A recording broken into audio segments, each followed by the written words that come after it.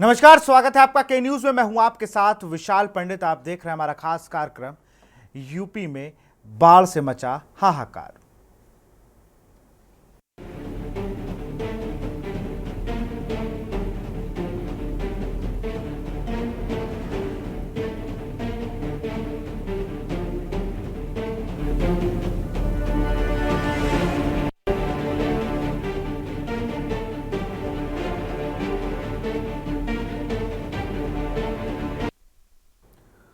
उत्तर प्रदेश में राहत की बारिश अब आफत बनती जा रही है। पिछले कुछ दिनों से मानसून की एक्टिविटी में कमी देखने को मिली थी, लेकिन अब मौसम ने एक बार फिर से रफ्तार पकड़ ली है।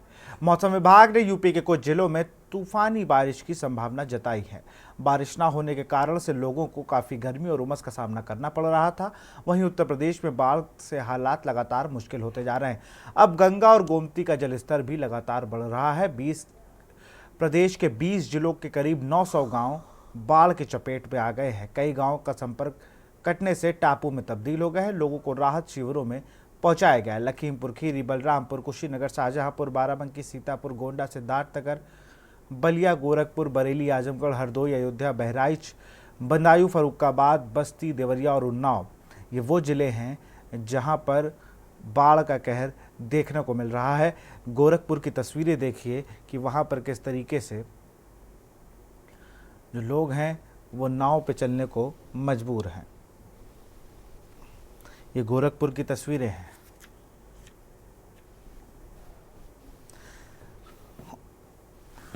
जहां पर लगातार बाढ़ का जो कहर है वो बढ़ता ही जा रहा है।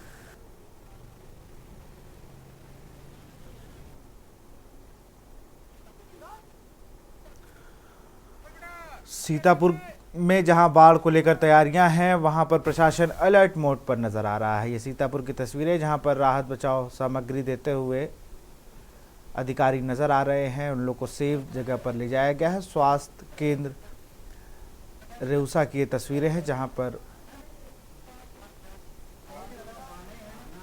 पर लोग इस तरीके से बैठे हुए हैं और बाकायदा उनका जो इलाज है, जो छिड़काव है। सबसे बड़ी बात है कि सीतापुर में प्रशासन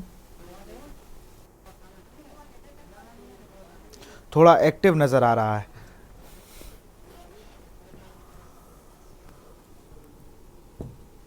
लेकर क्या प्रशासन की तरफ से तैयारी की गई है? देखिए, सीतापुर के 2 तहसीलें बाढ़ प्रभावित हैं अभी। उसमें कुछ गांव प्रभावित हुए हैं हमारे, और सभी जहां पे प्रभावित हुए हैं वहां पे लगातार हमारे उच्च अधिकारी भ्रमण कर रहे हैं। और जो प्रभावित परिवार हैं उनको राहत किट भी दी जा रही है, उनको पका हुआ भोजन भी दिया जा रहा है। और प्रशासन द्वारा सभी गाँव में नाव भी लगा दी गई। वर्तमान में क्योंकि शारदा और घाघरा दोनों का पानी घट रहा है, तो बहुत सारे गाँव से जिनके खेतों में पानी घुस गया था वो पानी विड्रॉ हो रहा है। वहाँ पे हमने स्वास्थ्य विभाग को भी निर्देशित किया है कि वहाँ पे लगातार छिड़काव और बाकी कार्रवाई करें। जो 2 तहसीलों में बाढ़ के प्रभावित गांव आते हैं उनमें सर कितने अधिकारी लगाएंगे, कितने के लोग? देखिए, वहाँ पे जितने हमारे राजस्व लेखपाल हैं, राजस्व निरीक्षक हैं, लगातार गांव में कैंप कर रहे हैं। और खंड विकास अधिकारी की तरफ से भी वहाँ सचिव कैंप कर रहे हैं। सीएमओ साहब की तरफ से वहाँ जो डॉक्टर्स हैं पीएससी सीएससी के वो भी कैंप कर रहे हैं। और लगातार हमारे एसडीएम और तहसीलदार वहाँ दिन में कम से कम 2-3 बार भ्रमण करके सारी व्यवस्थाओं का जायजा ले रहे हैं कि किसी भी बाढ़ पीड़ित को कोई समस्या न हो। मासूम बच्चों के लिए सर क्या है जो बाढ़ से तो उनके लिए भी आंगनबाड़ी केंद्र वहाँ संचालित हैं और जिला कार्यक्रम अधिकारी को निर्देशित किया गया है कि उनके भी खान पान या पुष्टाहार का पूरा प्रबंध रखा जाए। ठीक है सर।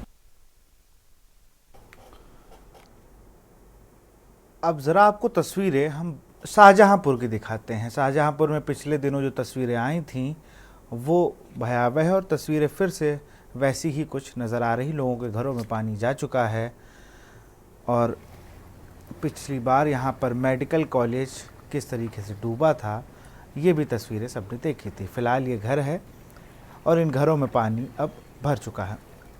और हमारे संवाददाता ने यहाँ पर पहुँचे और यहाँ के लोगों से बातचीत की, यहाँ का जायज़ा लिया। आप भी देखिए। शाहजहांपुर में बाढ़ की तबाही के बाद का ये मंजर है जो आपके सामने है, आपको दिखाई दे रहा होगा। शाहजहांपुर में एक भयंकर बाढ़ आई थी। गर्रा और खन्नौर नदी अपने उफान पर थी। उसके बाद लोगों को घर से पलायन करना पड़ा। लोगों के घरों में भारी पानी भरा था। लोग घर से निकलकर अपने गांव में चले गए तो कहीं दूसरे शहर में चले गए। लोगों को भारी मुसीबत का सामना करना पड़ा। अब लोग अपने घरों में वापस आ रहे हैं और मरम्मत का कार्य कर रहे हैं। कैमरा पर्सन गुलशन के साथ रोहित पांडे, शाहजहांपुर।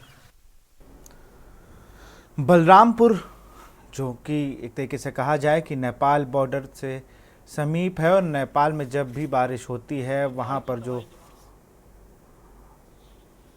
जब वहाँ से डिस्चार्ज छोड़ा जाता है तो फिर ये तस्वीरें वहाँ पर हो जाती हैं। कई बार तटबंध की बात होती है लेकिन तटबंध अभी तक उस तरीके से बने नहीं हैं और लगातार लोग उसकी मांग करते नज़र आए हैं। पिछली बार भी जब वहाँ के लोग जुड़े थे हमारे साथ तो वो भी तटबंध को लेकर कह रहे थे कि कागज़ी कार्रवाई बहुत है लेकिन धरातल पर कुछ नहीं। हमारे संवाददाता नीरज शुक्ला ने वहाँ पर लोगों से बातचीत की, वो भी देखिए। में इस समय बाढ़ से विभीषिका से 2 दर्जन से अधिक गांव इस समय बाढ़ से पीड़ित हैं। वहीं आपको बता दें कि लगातार नेपाल में बारिश होने के कारण राप्ती नदी एकदम उफान पर है। लगातार राप्ती नदी का जलस्तर बढ़ने के कारण कई गांव बाढ़ से घिर गए थे, लेकिन इस वक्त राप्ती नदी का जलस्तर है जो लगातार कम हो रहा है। इसके साथ राप्ती नदी ने कटान करना शुरू कर दिया। इसी को लेकर हमारे साथ पीड़ित हैं बिरदा गाँव के, उनसे हम बात करेंगे कि क्या स्थिति है इस समय। क्या नाम है आपका? अतीक अहमद खान। क्या मामला है आप लोग का? ये राप्ती नदी इस समय उफान पर है। राप्ती से हम लोग तो पीड़ित बहुत ज़माने से हैं। हम लोगों का पीढ़ी दर पीढ़ी सब लोग इसी में बर्बाद हो गए। सारी खेती इसी में चली गई, घर भी कट गया। पूरा गांव हमारा 3 पुरवा बिरदा बनिया भारी का इसी में नदी में समाहित हो गया। इसका सरकार आज तक कोई जो है अस्थायी समाधान नहीं ढूंढ पाई है। जैसे तटबंध का निर्माण हुआ है, तटबंध का निर्माण हुआ था आधा अधूरा। हम लोगों के खेत में भी बंधा था बंधा, मुआवजा भी आज तक नहीं मिला। और सिद्धार्थ नगर बाढ़ खंड वालों ने बांधा था, आधा अधूरा बांधा था, आधा अधूरा बांध के छोड़ के चले गए। ना ही किसी का मुआवजा दिए और ना ही उसको पूरा किए, और वो नदी में भी कट के बह गया लगभग आधा से ज़्यादा। अभी भी आपके गांव में कई घर कट रहे हैं, तो क्या प्रशासन के द्वारा कुछ मदद मिल रही है? अभी तक तो कोई मदद नहीं मिला है, ना ही कोई अभी बाढ़ राहत भी बटा है। उस खाली नाम का है जो है, आए अधिकारी मुआयना किए चले गए। मिलेगा कब मिलेगा, क्या मिलेगा, अभी तक तो कोई कुछ दिख नहीं रहा है। सरकार से क्या कहना चाहेंगे आप लोग? सरकार से हम यही मांग करते हैं कि अस्थाई समाधान होना चाहिए। राप्ती नदी को जैसे सीधा कर दिया जाए, तटबंध जो है मजबूत बांध दिया जाए, जो है यही अस्थाई समाधान है। ये 5 किलो राशन 10 किलो राशन देने ये कोई अस्थाई समाधान नहीं है। इससे जो है अस्थाई समाधान नहीं होगा। ये तो ये फौरी तौर पे मरहम है। हम सरकार से मांग करते हैं कि अस्थाई समाधान किया जाए। जी, ये हमारे साथ बाढ़ से प्रभावित थे। इन्होंने बताया कि राप्ती नदी पर जो तटबंध का निर्माण होना है उसको सही समय पर कराया जाए, साथ ही उसके साथ ही राप्ती नदी का जो सील्ड सफाई का काम है वो भी समय से पूरा कराया जाए, जिससे जो राप्ती नदी में बाढ़ आते हैं उससे जो गांव प्रभावित होते हैं उनसे बचा जाए। नीरज शुक्ला, बलरामपुर के न्यूज़ इंडिया।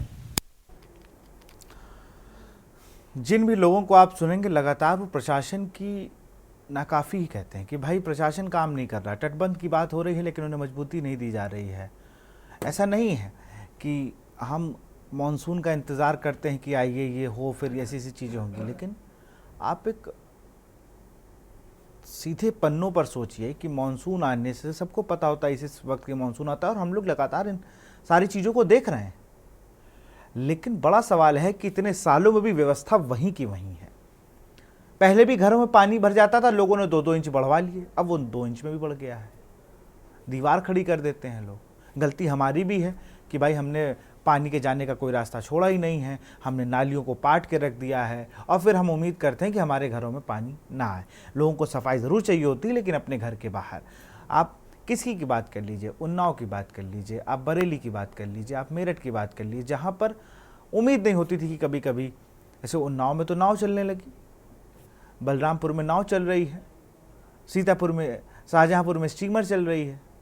लोग वहाँ तक जा ही नहीं पा रहे हैं। तटबंध बने नहीं हैं तो बलरामपुर में वहाँ दिक्कत है। लोग कहे तटबंध बने हो तो हम लोग को थोड़ी राहत हो।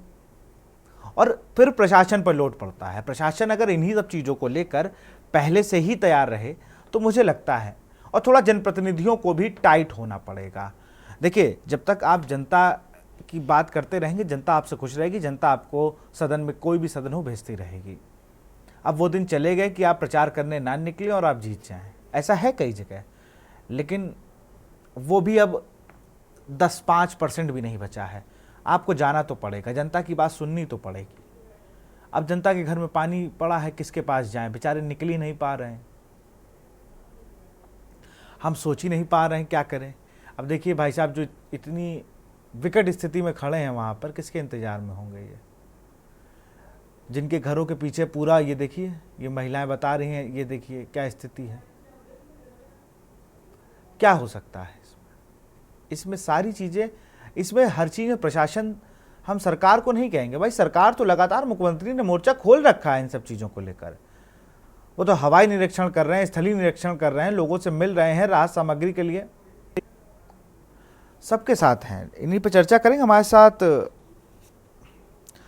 नीरज शुक्ला हैं, रोहित पांडे हैं, और सबसे पहले तो हम रुक करेंगे, अरुण सागर जी हैं, शाहजहांपुर से बीजेपी सांसद हैं, और मैं चाहूँगा कि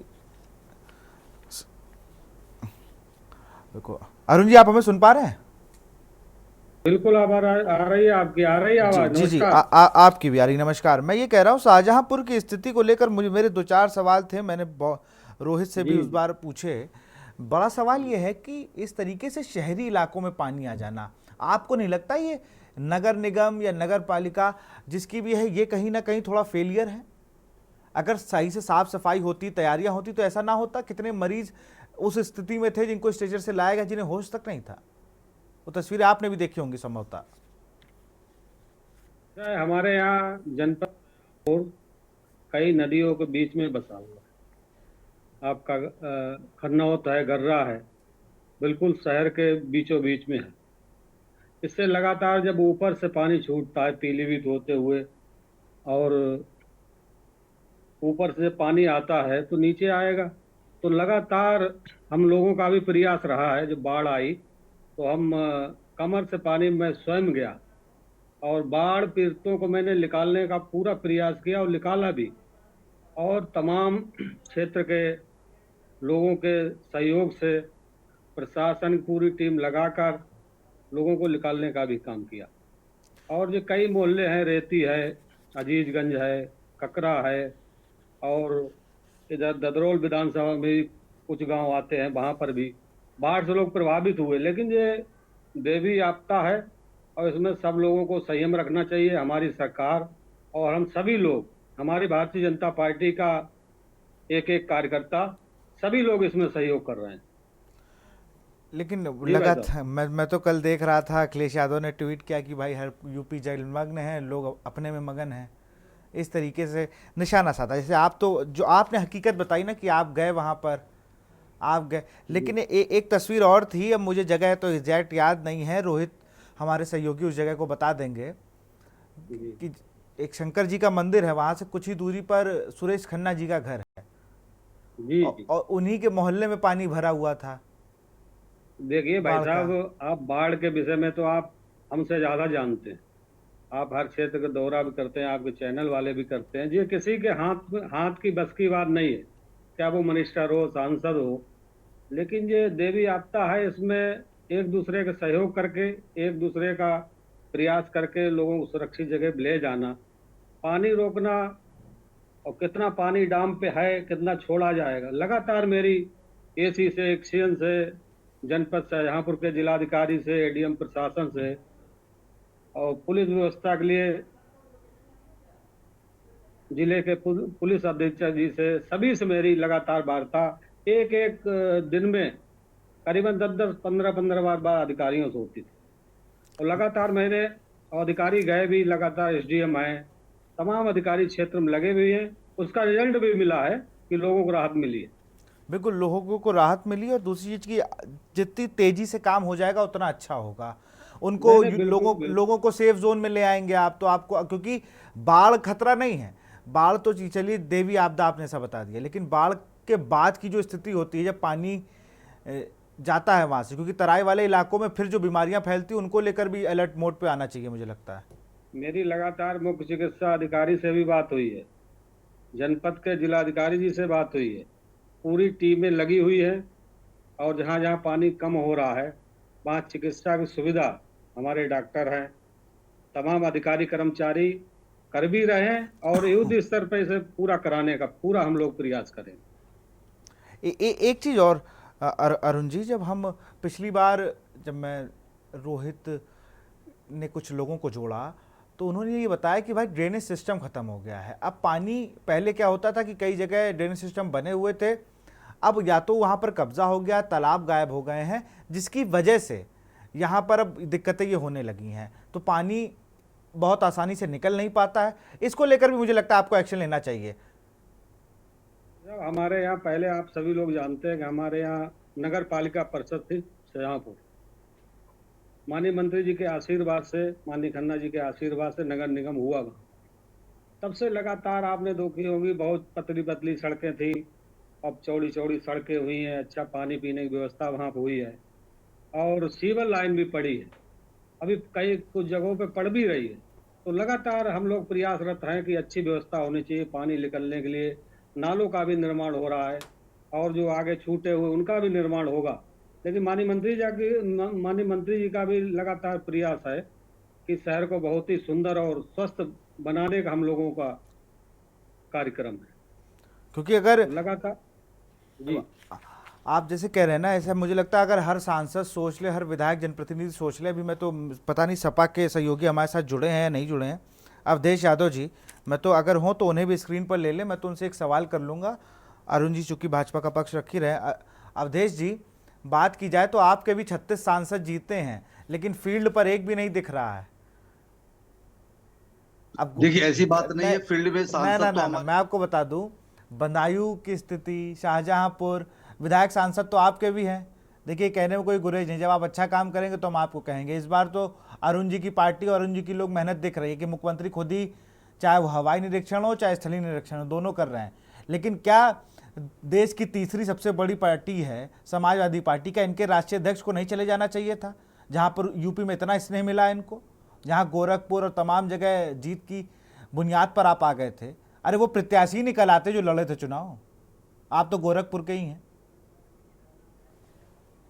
समाजवादी पार्टी के कार्यकर्ता जब से बाढ़ आई है या जहां पर जल भरा हुआ है, लगातार संबंधित अधिकारियों से मिल करके, अभी हमारे यहाँ जो एक कैंडिडेट थे वो कल धरने तक पे बैठे थे जाकर के, और लोग एक्टिव हैं, जाकर के अधिकारियों से मिल करके, तहसील में एसडीएम से मिल करके, तहसीलदार से मिलकर, जहां कटान हो रही है, जहां पे बाढ़ है, सारा संगठन पार्टी का और पार्टी के नेता भी सारे एक्टिव हैं।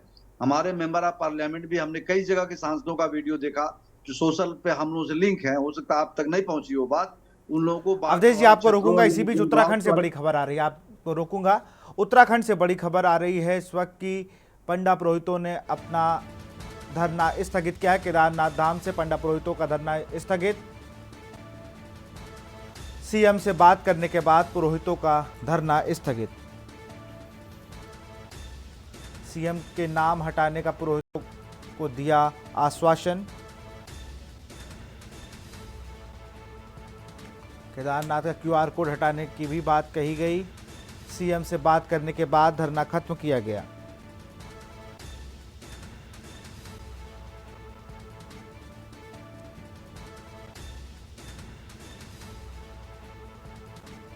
राजकुमार तिवारी ने सीएम से मुलाकात की।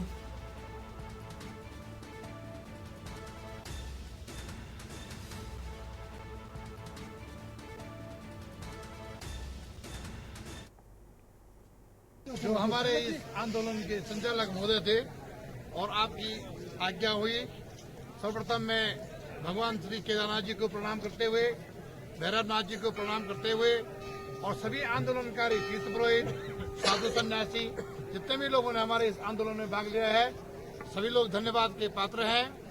मान्यवर माननीय अध्यक्ष श्री राजकुमार तिवारी जी जो है मुख्यमंत्री से मिले हैं और मुख्यमंत्री जी ने हमें पूरा आश्वासन दिया है, श्री केदारनाथ धाम जो बुराड़ी में बनने जा रहा है, ये नाम उन्होंने तत्काल हटा दिया है।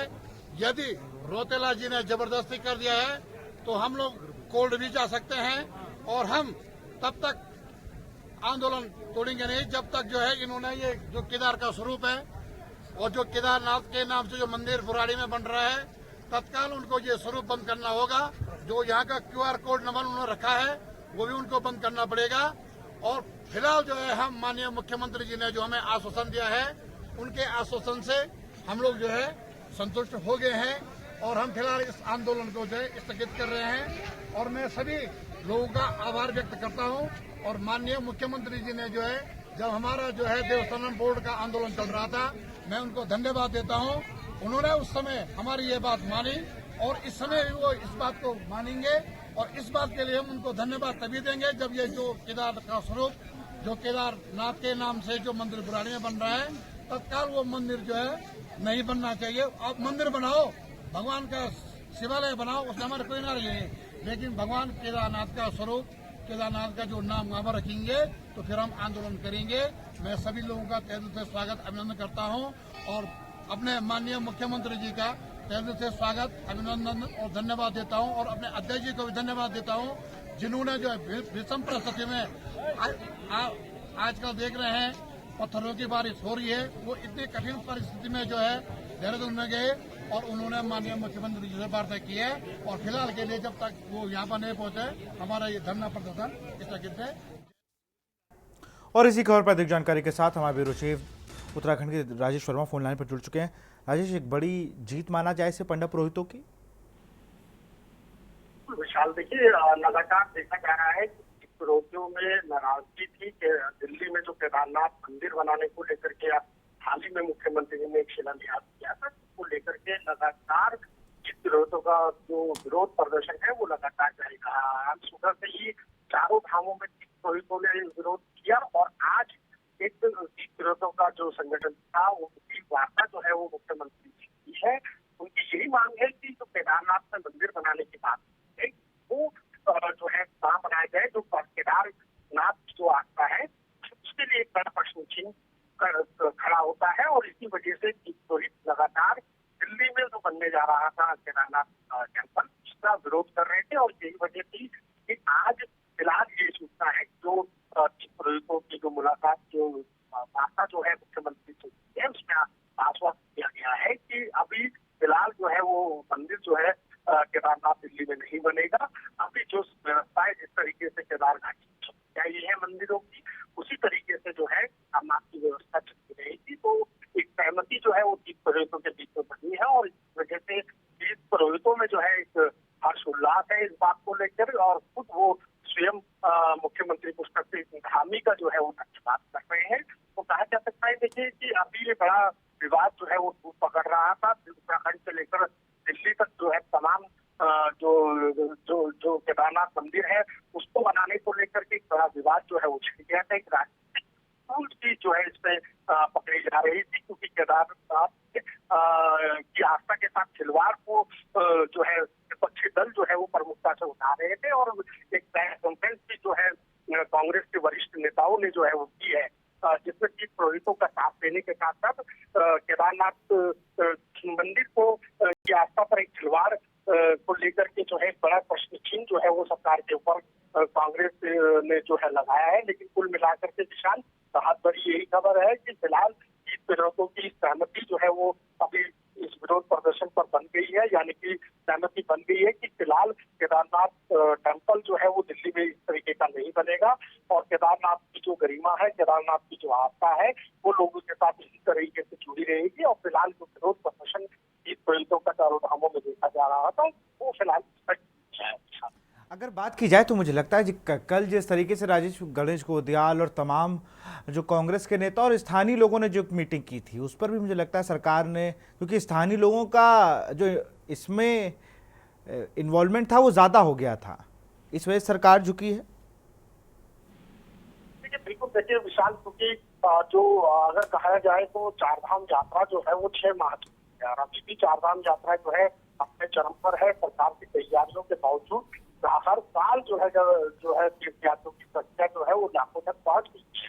लेकिन देखिए एक वजह ये भी है और दूसरी वजह ये भी कहा जा सकता है विशाल, ये सिर्फ माह 6 महीने चलती है और 6 महीने में ये एक आजीविका का जो कारण है टूरिज्म का जुड़ा हो या व्यापार से जुड़ा हो तो तमाम लोगों की निगाह जो है इस चारधाम पर रहती है, इसी पर डिपेंड रहते हैं और कहीं ना कहीं ये विरोध जो है वो इस बात को भी लेकर के था कि एक सरकार की तरफ से ये भी आया था कि जो 12 महीने यात्रा जो है 12 महीने आप केदारनाथ के दर्शन जो है वो स्वयं दिल्ली में कर सकते हैं और इसी वजह का विरोध जो है वो 30 पुरोहितों ने उठाया क्योंकि उनकी आजीविका का सवाल है और ये एक आस्था का भी सवाल बनता हुआ नजर आ रहा था और यही वजह थी कि लगातार 30 पुरोहित चारों धामों पर विरोध प्रदर्शन को और बड़ा स्तर पर ले जाने की कोशिश कर रहे थे, लेकिन आज जब वार्ता हुई है तो इसके मायने ये निकाले जा सकते हैं, जिस तरीके से के बयान आ रहे हैं कि अब फिलहाल सामान्य है। अब जो है कोई विरोध उनका सरकार के आमने सामने नहीं है, क्योंकि अगर मुख्यमंत्री ने उन्हें आश्वस्त किया है कि केदारनाथ का कोई टेम्पल जो है दिल्ली में नहीं बनेगा या और भी अन्य जगह पर नहीं बनेगा, तो इस हड़ताल को उन्होंने विरोध को जो है वो यहाँ पर स्थगित किया है। और अगर भविष्य में इस तरीके का होता है तो उन्होंने ये भी चेतावनी दी है कि हम इस घटना को लेकर के या सरकार इस तरीके का कोई भी कदम उठाती है उसको लेकर के तक जाएंगे। तो कहा जा सकता है कि बहुत बहुत शुक्रिया राजेश जी तमाम जानकारी के लिए। राजकुमार तिवारी ने सीएम धामी से मुलाकात करने के बाद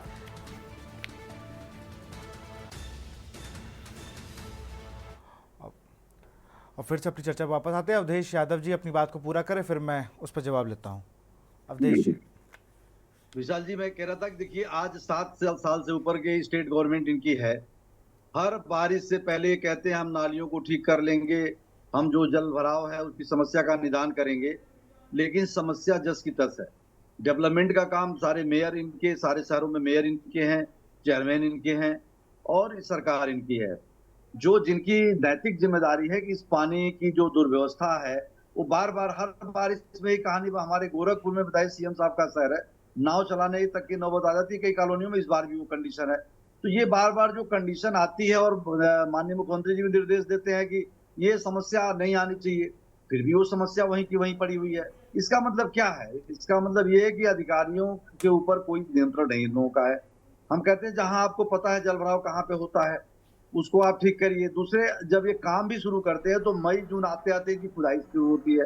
तो जब मई जून आते थे खुदाई होगी तो जुलाई तब तक बारिश आ जाता है, फिर वो काम वो मिट्टी पट के फिर वही कंडीशन में पहुंच जाता है पुनः। तो ये सब का सब एक भ्रष्टाचार का खेल है जो पानी में बह जाता है। हर साल इनकी कहानी है और 7 साल से लगातार जल भराव की समस्या से लोग निजात दिलाने की बात कर रहे हैं और हालात इतने खराब है कि अगर आपका कैमरामैन, हम गोरखपुर की बात, पूरे प्रदेश की बात भी देख लीजिए, गोरखपुर में भी अपने पूरे कैमरामैन को एक बार सारे जल भराव वाले चित्रों में दौड़ा दीजिए। अरे गोरखपुर की तस्वीरें ठीक है, हर तस्वीरें जो हम दिखा रहे हैं, लेकिन सरकार की जिम्मेदारी है कि इस समस्या का समाधान कैसे हो। चलिए मैं इसी पर जवाब ले लेता हूँ ना। अरुण सागर जी तो हैं, बीजेपी के सांसद भी हैं। हाँ अरुण जी जवाब दीजिए। कह रहे हैं कि अगर समय पे काम हो, भ्रष्टाचार की बात है अब तो। ऐसा है, समाजवादी पार्टी के पास कोई एजेंडा नहीं है। गांव की पुरानी एक गांव की कहावत है कि बिल्ली के भाग से सिक्का टूटकर दही खाने को मिल रही है। तो कोई इनका एजेंडा नहीं है, केवल फर्जी घोषणाएं। अभी संविधान को लेकर झूठी अफवाह फैलाकर सीटें जीत ली। और इनकी सरकार में आप लोगों ने देखा होगा कितनी खराब रोडें थी, कितनी दुर्दशा थी। मैं जनपद शाहजहांपुर की बात करना चाहता हूँ। मैंने 3 नेशनल हाईवे बनवाने का काम किए और वहाँ पे लगातार विकास की गंगा बह रही जनपद शाहजहांपुर में, चारों तरफ रोड है। क्योंकि ये मेडिकल कॉलेज में भी गंगा बह रही है, मैंने बताया, एमपी साहब मैंने बताया। चलिए उनकी बात पूरी हो जाए, अवधेश जी पूरी बात हो जाए उनकी, फिर मैं आपके पास आऊंगा। हेलो, नहीं विशाल जी पूछ लीजिए, वहाँ के मेडिकल कॉलेज में भी गंगा बह रही है। अरे नहीं, लेकिन बात तो सही कह रहे हैं अरुण जी। ये घरों में पानी, ये घरों में जो पानी क्या ये भी विकास की गंगा के अंतर्गत आता है क्या? बाढ़ें आई हैं, क्या व्यवस्थाएं थी आप जानते हैं। लेकिन भारतीय जनता पार्टी के शासनकाल में बाढ़ आई है। पूरी बाढ़ रोकना किसी सरकार की बस की नहीं, लेकिन व्यवस्था हमारी सरकार लगातार कर रही है। हम लोग लगे हुए हैं, माननीय मंत्री जी लगे हुए हैं, क्योंकि बाढ़ एक ऐसी चीज है। मेरे घर पे खुद ही पानी भरा हुआ था। अब कहें कि सांसद घर पे पानी नहीं जा सकता जी, क्या बात थी? कोई सांसद, बड़ा सवाल है कि सांसद जी आपके घर पानी आ गया और अधिकारी, मतलब ये तो नगर निगम, नगर पालिका जो भी है वो तो साफ सुथरा करेगी ना, कम से कम नाला खड़ंजा देखेगी कि नहीं देखेगी? अब जब सब नदियां अपने मानक से ऊपर चल रही है तो नाला का पानी कहाँ जाएगा उधर? जब तक वो घटेगा नहीं, पानी नीचे नहीं जाएगा, तो तब तक तो जैसा है वैसा भरा रहेगा। आज आप देखिए स्थिति सामान्य है, धीरे धीरे पानी निकल जा चुका है। कहीं 10-5% कहीं भरा हुआ है, वो भी निकल जाएगा। उसके बाद जो लोगों को दिक्कतें हैं, किसी की फसल नष्ट हुई है, किसी गन्ना खराब हुआ है, तो हमारी सरकार, हम लोग लगते उन्हें मुआवजा दिलाने का पूरा प्रयास भी कर रहे हैं और मिलेगा भी, 101% मिले। चलिए, मैं शाहजहांपुर से हमारे संवाददाता रोहित पांडे बने हुए हैं लगातार। रोहित, आप इस वक्त कहाँ पर मौजूद हैं, वहाँ की स्थिति क्या है? अनम्यूट कर लीजिए रोहित अपने आप को।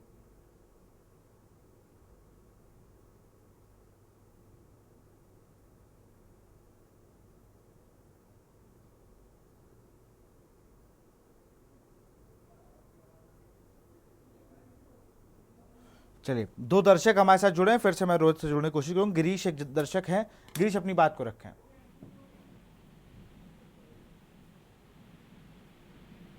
गिरीश, अपनी बात को रखें। चलिए, दूसरे दर्शक सुरेश एक दर्शक जुड़े हुए हैं। सुरेश, अपनी बात को रखें। हेलो जी सुरेश जी, अपनी बात को रखें। हाँ, मैं सुरेश अवस्थी बोल रहा हूँ। जी। सर, मैं ये कहना चाहता हूँ, ये तो जो पानी की जो बाढ़ आ रही है, नदी बह रही है, नदी बढ़ाव पे है, इसमें तो एक प्रकृति की देन है। इसमें फिर भी जो जिस पार्टी के सांसद जहाँ जिस जिले से जीते हैं, उनकी दायित्व बनता है, उनकी जिम्मेदारी बनती है। वहाँ की जनता को सोचना चाहिए कि हमारे प्रतिनिधि चुन के भेजा है, उनकी मदद करना चाहिए। जो सरकार योजना दे रही उसका उनको लाभ दिलाना चाहिए। और कहीं भी कोई ऐसी घटना घटे, उसमें सांसद जी को, महोदय जी को वहाँ पे उपस्थित होना बहुत जरूरी है। बिल्कुल, बहुत बहुत शुक्रिया अपनी बात को रखने के लिए सुरेश। हम फिर से रोहित से का रुख करेंगे। रोहित, आप तक हमारी आवाज पहुंच रही है? जी जी, सुन पा रहा हूँ। जी, अभी आप शाहजहांपुर में कहाँ पर हैं और वहाँ की स्थिति क्या है? जी देखिए, मैं आपको बता दूं, ये शाहजहांपुर का हनुमत धाम का एरिया है, जहाँ पर पहले 7-8 फीट के आसपास पानी चल रहा था, लेकिन अब ये पानी जो है वो निकल चुका है, स्थिति सामान्य हो चुकी है। मैं आपको दिखा दूं, यहाँ पर प्लॉट है, उनमें थोड़ा सा पानी भरा हुआ है। आप मेरे पीछे देख सकते हैं, 1-1, 2-2 फीट भरा हुआ है। शाहजहांपुर की बाढ़ की तबाही का मंजर वो था कि पूरे प्रदेश में हाहाकार मचा हुआ। तो शाहजहांपुर उसमें एक जिला ऐसा था कि जो उत्तर प्रदेश में जाना जा रहा था कि शाहजहांपुर में भारी तबाही आई हुई है। यहाँ पर सेना लगाई गई थी, NDRF लगाई गई थी और पुलिस बल लगा था, PAC लगी थी, सारे आला अधिकारी लगे थे, सांसद लगे थे, कैबिनेट मंत्री सुरेश कुमार खन्ना लगे थे, सारे विधायक लगे थे। उसके बाद ये स्थिति नियंत्रण नहीं आ रही थी, क्योंकि ये प्राकृतिक आपदा होती है तो ये किसी के बस की बात नहीं होती है। लेकिन फिर भी सारा अमला लगकर और प्रशासन और पुलिस लगकर और सांसद और विधायक मंत्री लगकर कुछ ना कुछ लोगों को राहत पहुंचाई है। और जैसा कि सांसद जी ने अभी कहा था कि लोगों को मुआवजा दिलाने का काम करेंगे, तो कहीं ना कहीं सांसद जी को ये बात केंद्र सरकार तक उठानी होगी कि लोगों को भारी नुकसान हुआ है, उनके घरों का नुकसान हुआ है, लोगों के घर गिर गए हैं, तो लोगों का सामान खराब हुआ है, लाखों करोड़ों रुपए का नुकसान हुआ है। कुछ लोग तो इतने गरीब थे कि उनके खाने तक को नहीं रहा है। तो ये सांसद जी को, विधायकों को, अपने क्षेत्र के लोगों को कहीं ना कहीं सूची बनाकर केंद्र और राज्य सरकार तक पहुंचाना चाहिए। जिनका नुकसान हुआ है उन्हें वो भरपाई हो सके, क्योंकि पाई तिनका जोड़कर लोग कहीं ना कहीं अपना घर बनाते हैं, सामान लाते हैं, जो जिंदगी में दोबारा नहीं कर पाते। तो कहीं ना कहीं सरकार में राहत मिलेगी तो एक बड़ा मुद्दा हो जाएगा, राहत मिलेगा कि सरकार की तरफ से राहत मिल जाएगी, तो लोग कहीं ना कहीं अपना जीवन यापन कर सकें। चलिए, मैं जरा नीरज का रुख कर लूँ। नीरज काफ़ी देर से वहाँ पर मौजूद हैं, ग्राउंड ज़ीरो पर। नीरज, अगर बात की जाए, जैसा अभी शाहजहांपुर में स्थिति सामान्य की ओर बढ़ चुकी है, लेकिन बलरामपुर में स्थिति क्या है इस वक्त? जी विशाल जी, मैं बता दूं कि इस समय जो बलरामपुर में बाढ़ की स्थिति है, बलरामपुर जिले में लगभग 73 गांव अभी भी बाढ़ प्रभावित हैं। 30 गांव ऐसे हैं जहां से संपर्क साधने के लिए वहां नाव की व्यवस्था की गई है। बलरामपुर जिले में जो है 40 नाव लगाए गए हैं, उसके साथ ही 7 जो मोटर बोट्स हैं वो लगाए गए हैं। वहीं लगभग तकरीबन 1,30,000 की जनसंख्या जो है वो बाढ़ से प्रभावित है। उसके साथ ही मैं विशाल जी आपको बता दूं कि लगातार बलरामपुर जिले में जो बाढ़ की स्थिति बनी हुई है, इससे किसानों को जो फसल है वो पूरी तरीके से नष्ट हो चुके हैं। वहीं लगातार मैं जीरो ग्राउंड पे रिपोर्ट कर रहा, तो लोगों का कहना है कि जिले में जो तटबंध का निर्माण है वो न होने के कारण राप्ती नदी उफान पर है, जिससे गाँव की तरफ पानी बढ़ चुका है।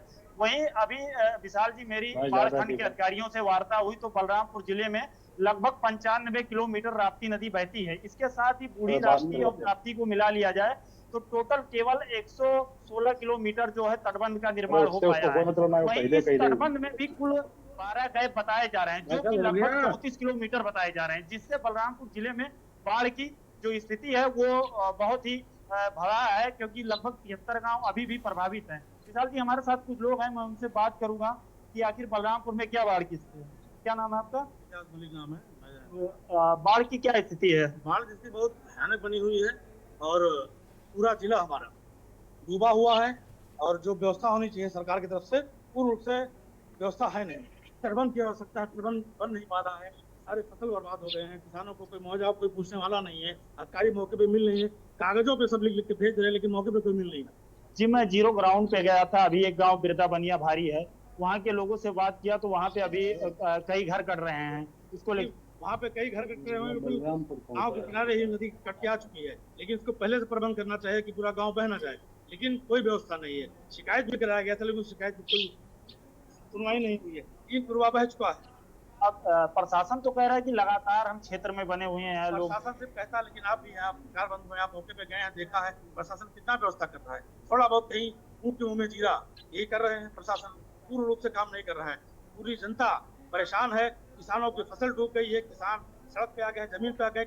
एक तरफ सरकार कहती है किसानों की सरकार है, कहाँ किसानों की सुनवाई हो रही है। बाढ़ की जो समस्या है इसको खत्म करने के लिए क्या प्रशासन से मांगे आप लोग, कैसे बनना चाहिए और जो गांव के किनारे नदी आई है उसको पत्थर लगने चाहिए कि भविष्य में। नीरज जरा इनसे ये पूछिए, राम श्रीमती वर्मा जो कि अभी फिर से सांसद चुने गए, ये आए हैं क्या एक बार, विधायक आए क्या जो अभी उपचुनाव जीत के आए हैं?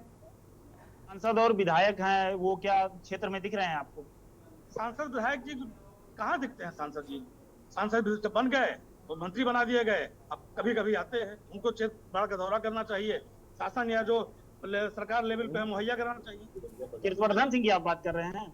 हम किसी की बात नहीं कर रहे हैं, पार्टी की बात कर। जो सरकार है, सरकार अपने तरफ से पूरी व्यवस्था करनी चाहिए, कोई व्यवस्था नहीं कर रहा है, ना कोई व्यवस्था। चलिए मैं रोकूंगा, मैं नीरज आपके पास फिर से आऊंगा। अवधेश जी जल्दी से जवाब दीजिए भाई, वहां पे तो आपके गठबंधन का सांसद है, वो तो पहुंचा ही नहीं, देखिए कह रहे हैं। मैं आता हूँ सांसद जी आपके पास, अवधेश जी जल्दी से। देखिए वहां पर अभी उन्होंने बता दिया ना कि वहां जहाँ पे बाढ़ है वहां पर कीर्तिवर्धन सिंह भी सांसद भी है, कैबिनेट में राज्य मंत्री भी है। अब बताइए कि उनके मंत्री जी कहाँ पर हैं? ठीक है, रामसरोवर वर्मा सांसद, उसमें कुछ हिस्सा बलरामपुर का आता है, कैसरगंज में कुछ हिस्सा आता है इनके, कीर्तिवर्धन सिंह सांसद है, कुछ श्रावस्ती का हिस्सा श्रावस्ती में रामसरोवर वर्मा के क्षेत्र में आता है। सवाल ये नहीं, देखिए आधे से ज्यादा क्षेत्र लगभग जो है सांसद शिरोमणि वर्मा के क्षेत्र में है। लीजिए अब चलिए मैं सांसद हमारे साथ जुड़े हुए अरुण सागर जी का रुख कर लूंगा, फिर आपके पास आऊंगा अवधेश जी। अरुण जी, विशाल जी, सारी समस्या का समाधान तो स्टेट गवर्नमेंट के पास है। हो गया, चलिए हो गया। हाँ अरुण जी, जी दिखवा ले हो गया भाई साहब, मुझे जाना भी था। जी बिल्कुल, बहुत बहुत शुक्रिया अरुण जी हमसे जुड़ने के लिए, बहुत बहुत शुक्रिया और अपना समय देने के लिए बहुत बहुत शुक्रिया। मैं अवधेश जी, चूंकि माननीय सांसद जी को कहीं जाना था तो उन्होंने इतना ही समय हम लोग को दिया, लेकिन तब भी ठीक है, बहुत अच्छी बात उन्होंने करी। लेकिन अवधेश जी, बड़ा सवाल यह है कि 75% जो एरिया है वो आप ही के पास है, गठबंधन के पास। और मैं यहाँ राजनीति के लिए नहीं, मैं एक बात करना चाह रहा हूँ कि फील्ड पर आ जाओ भैया, 80 सांसद हो, 900 के करीब अब तो गांव हो गए हैं ना, ऐसे डूब रहे हैं। मैं समझ सकता हूँ देवी आपदा है, मैंने यही बात सांसद जी से भी कही, अरुण सागर जी से भी मैं यही कह रहा था, जब लेकिन फील्ड पर रहेंगे तो चीज़ें बहुत अपडेट होंगी। शाहजहांपुर में सुरेश खन्ना ने कमान संभाली और चीज़ें अलग करके दे दी, लेकिन बड़ी बात यह है कि पूर्वांचल जहाँ पर पूरा झकझोर के दी गई सीटें हैं, वहाँ पर अभी भी कहीं ना कहीं उस तरीके से अभी लोग समझ नहीं पा रहे हैं चीज़ों को। देखिए विशाल जी, सारे सांसद विधायक हमारे क्षेत्र में बने हुए हैं, उनको भी अपने जनता की चिंता है, लेकिन जिस गवर्नमेंट को सभी समस्या का समाधान करना है, क्योंकि एक सांसद या विधायक के खाली कहने से वो समस्या का समाधान नहीं होना है। असली पावर जहां पर है, जिनके अधिकारी हैं, जिनके द्वारा ये समस्या का समाधान होना है, वो तो निष्क्रिय होकर बैठे हुए हैं। और वो लोग अगर समय से पहले चेत जाया करें, देखिए कहते तो हैं ये लोग कि हम बाढ़ की सारी तैयारी कर लिए हैं, हम अभी जैसे मेडिकल कॉलेज की बात मैं कर रहा, मेडिकल कॉलेज एक बहुत इंपॉर्टेंट जगह है, उसको ऐसा नहीं है कि प्लानिंग करके बाढ़ से नहीं बचा जा सकता है, आपदा से बचाने की व्यवस्था नहीं की जा सकती है। अगर वहां पर मेडिकल कॉलेज बना है तो उसको बचाने की व्यवस्था, चाहे तटबंध बना करके, जो भी वहां का भौगोलिक दृष्टिकोण होगा वहां व्यवस्था करके उसको बचाया जा सकता है। लेकिन मैं बता रहा हूँ विशाल जी, जहां बाढ़ आई हो तो बाढ़ आई है, और जहां सरकार के नाकामियों की वजह से कृत्रिम बाढ़ आई हुई है, आपने नालियां खोल के छोड़ दिया, नाले खोद के आपने छोड़ दिया, सड़कें खोद करके आपने छोड़ दिया, ये सब जो ये कृत्रिम बाढ़ ये लोग ला दे रहे हैं, ये सबसे बड़ी चिंता का विषय बन जा रहा है। प्राकृतिक बाढ़, नदियों का जलस्तर बढ़ा है, मैं जरा बलरामपुर के सहयोगी नीरज के पास चलूंगा। नीरज, दो सांसद हैं आपके यहाँ, कीर्तिवर्धन सिंह जो विदेश राज्य मंत्री हैं और दूसरा रामशरण वर्मा इंडिया गठबंधन से। दोनों कितनी बार आ जाते हैं भाई? दोनों की बात बता दीजिएगा जरा। दोनों का हिस्सा, कुछ ना कुछ हिस्सा तो लगता ही है श्रावस्ती और ये बलरामपुर का, माफ कीजिएगा। आते कितनी बार हैं? अभी ये पूरे होलसोल बाढ़ वाले मुद्दे को लेकर कितनी बार डीएम को फोन किया, क्या उन्होंने प्रोग्रेस रिपोर्ट ली, जरा वो बताइएगा। विशाल जी, मैं आपको बता दूं कि बाढ़ की जो स्थिति है लगभग 15 दिनों से बनी हुई है बलरामपुर में। वहीं अगर मैं बात करूं श्रावस्ती सांसद की राम शिरोमणि वर्मा की, तो बलरामपुर के जो तीन विधानसभा हैं, बलरामपुर सदर, तुलसीपुर और गैसड़ी, वो उनके हिस्से में आता है। साथ ही जो बलरामपुर जनपद का उतरौला विधानसभा है, वो विदेश राज्य मंत्री हैं कीर्तिवर्धन सिंह, उनके हिस्से में आता है। लेकिन अभी एक जो बाढ़ आई उसके बाद दोनों सांसद नहीं दिखे, तो एक बाइकाट का जो सांसद जो चुने गए हैं उनको लापता के नाम से पोस्ट वायरल होने लगी। तो सांसद शिरोमणि वर्मा आज अनंत फनंत में श्रावस्ती पहुंचे और कुछ गांवों का दौरा किया है। इसके साथ मैं बता दूं कि जो सांसद कीर्तिवर्धन सिंह है वो अभी तक अपने क्षेत्र में कहीं दिखे नहीं है।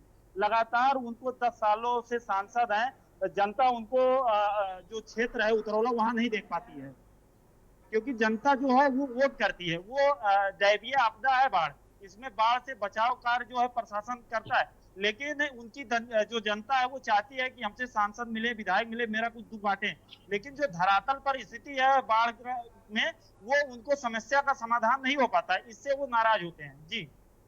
जी बिल्कुल। मैं जरा रोहित पांडे के पास चलूंगा। रोहित, शाहजहांपुर में क्या क्या ऐसी व्यवस्थाएं की गई जिससे पानी जो पिछले हफ्ते तक बहुत था, लगभग 8-9 फीट ऊपर था पानी, वो इतना जल्दी इसको जो है वो लेवल में लाया गया है? अभी फिलहाल घरों में पानी घुसा हुआ है और उसको लेकर सांसद जी खुद कह रहे हैं मेरे यहाँ पानी भर गया था, लेकिन कुछ काम हो रहा है। वो काम क्या किया जा रहा है वहां पर?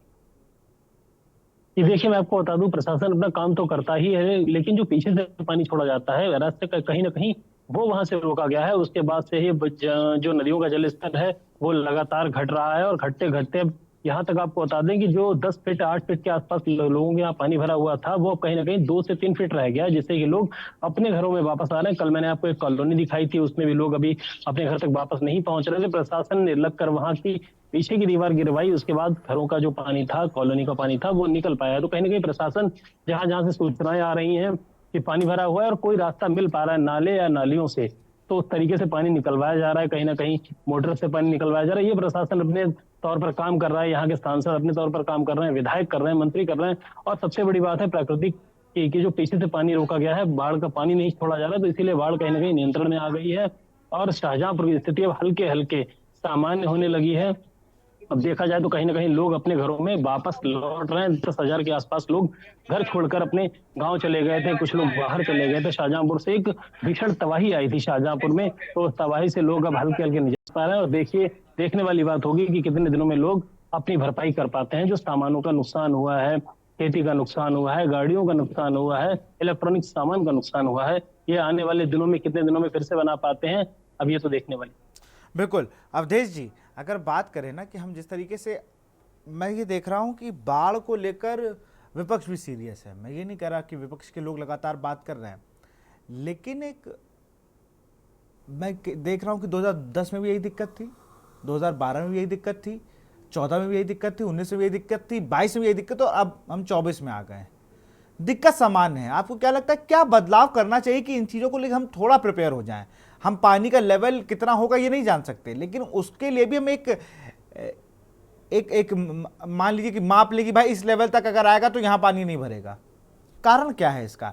जो तालाबों के लिए मैंने सवाल पूछा तो शायद सांसद जी उसको टाल गए, लेकिन तालाबों पर कब्जा, अवैध प्लॉटिंग, ये भी एक बड़ा विषय है जिसको लेकर मुझे लगता है किसी की नजर नहीं पड़ती है।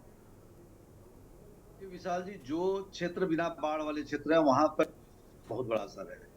वहां का जो पानी होता था पहले, जो इकट्ठा होकर के तालों में अन्य जगहों पर, बताइए, ताल तक पाट दिए जा रहे हैं। जो ताल तालाब से कई गुना, सैकड़ों गुना बड़े होते हैं और बहुत बड़ा पानी का इकट्ठा वहां होता है।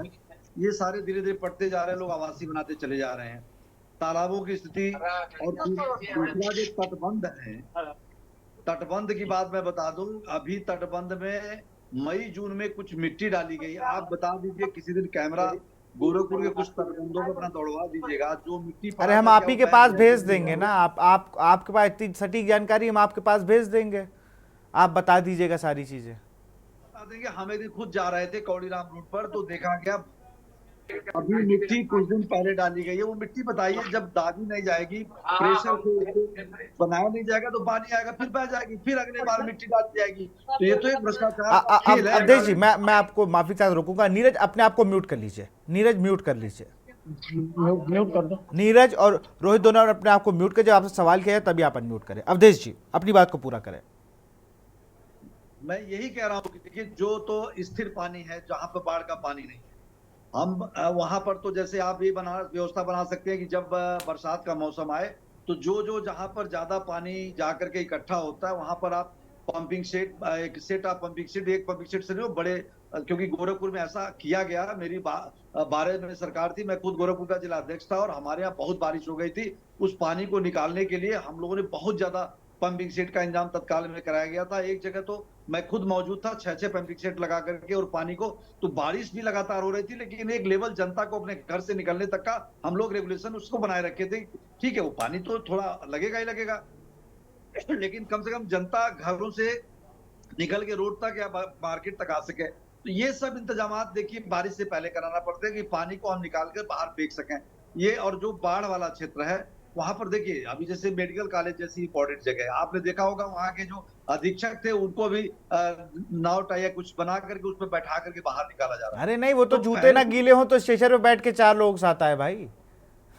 तो वही बात मैं कह रहा हूं, तो मेडिकल कॉलेज एक इंपॉर्टेंट जगह है जहां पूरे जनपद के लोग बीमार पड़ेंगे तो भी उनको वहां लाना है।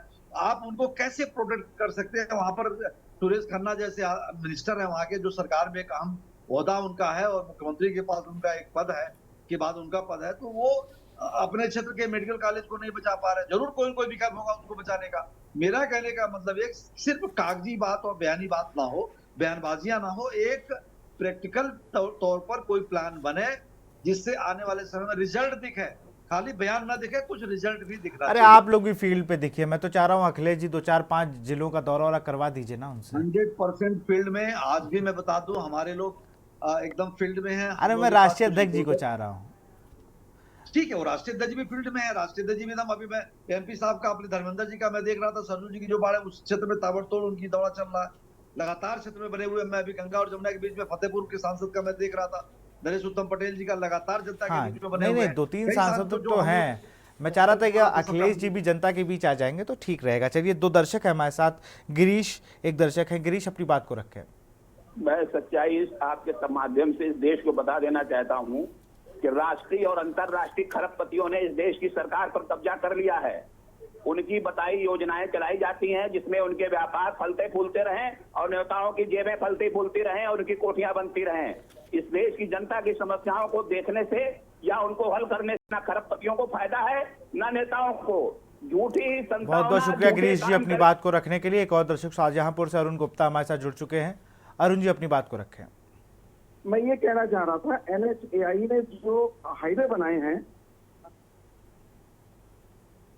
हम आपको सुन पा रहे हैं, अपनी बात को पूरा करें। हाँ, NHAI ने जो शाहजहांपुर से हाईवे निकाला है, बरेली रोड जाने वाला और लखनऊ से बरेली, उसको पहले खेतों के 1 फुट सड़क ऊंची होती थी।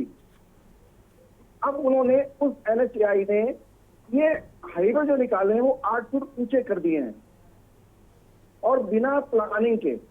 पानी जो पहले 1 फुट ऊंची सड़क होती थी उससे ऊपर पानी जैसे लेवल आया और पार कर जाता था, लेकिन अब समस्या ये है सड़क 8 फुट ऊंची कर दी गई है, NHAI ने कर दी।